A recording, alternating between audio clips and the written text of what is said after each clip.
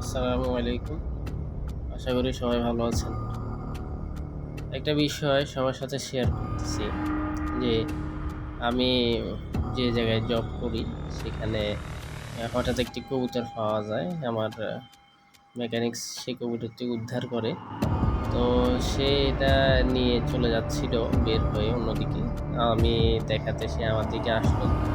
২ জন ছিল তারা। তো আমি বিষয়টা দেখে তাদেরকে বলি যে কি সমস্যা? তারা বলল যে, "স্যার এটার এ কবুতরটার এই অবস্থা।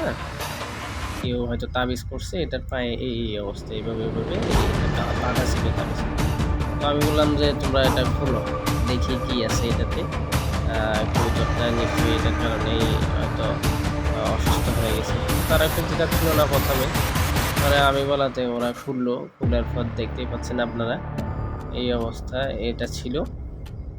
তো অনেক শক্ত করে বাঁধা হয়েছিল। তো এটা খোলার পরে দেখুন এই হচ্ছে অবস্থা। তো এটাকে এরপর আমি আ ওদেরকে ছিঁড়তে বলি। ওরা ছিঁড়তে চাচ্ছিল না, ভয় পাচ্ছিল। তো পরে আমি নিলাম আমার হাতে। তারপর এটাকে ছিঁড়লাম। ছিঁড়ে একটা ঢিল দিয়ে আমি ছিঁড়তেছি। এরপরে ছিঁড়ার পর একটা ঢিল দিয়ে এটা নদীতে ফেলে দেই।